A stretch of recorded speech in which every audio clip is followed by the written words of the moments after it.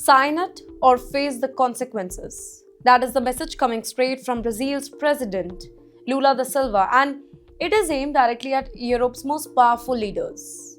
Paris, Rome, and Brussels all on notice. Lula, he dropped the bombshell. Speaking before Brazil's Social Participation Council, he didn't mince his words at all.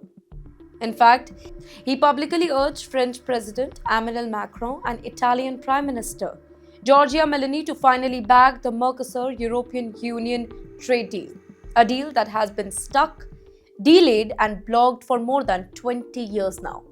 Lula's message was blunt: support the deal now or risk being blamed for killing one of the world's biggest trade agreements. Now, let me tell you why this deal is so much important in a very simple way. This is not a small agreement. If signed, Mercosur European Union Pact could connect South America with Europe. 700 plus million people, a combined economy worth over $22 trillion. Well, that's bigger than most global alliances here. Lula says that this particular deal could boost trade, it can create jobs, lower prices, strengthen political ties across Atlantic. And yet, Europe is hesitating. But you know why France and Italy are dragging their feet here? So, France and Italy have been the loudest critics. Here is their concern. They say that there is no protection of European farmers, environmental rules, in fact, fear of cheap South American agriculture imports. But Lula is no longer patient. He says Europe cannot preach free trade while blocking it when it does not suit them. Here is Lula's warning to the entire Europe in a very sharp tone. Lula reminded the entire Europe that South America has options. Brazil don't need to wait forever.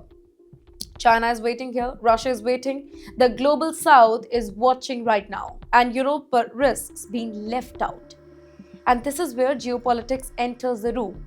Putin is an ally or global power broker? That's the real question here.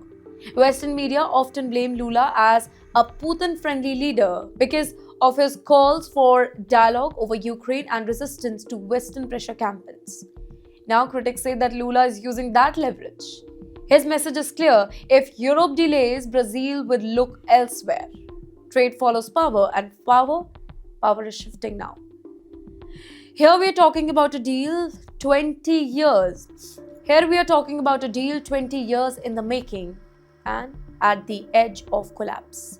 Negotiations began 2 decades ago. Multiple drafts, multiple summits, multiple promises, and still no final signature. Lula says that this particular delay is no longer acceptable. This deal, he argues, it is not about ideology, it's about economic reality. The world is asking what happens next. Macron faces pressure at home from farmers. Meloni balances nationalism with European Union unity. Brussels fear losing influence in Latin America. And Brazil? Brazil is done waiting quietly. So in the end, this is not just a trade dispute. This is Europe versus Global South. Delay versus decision, old power versus the rising power. Lula has issued the ultimatum: sign the deal or face a world that move on without you.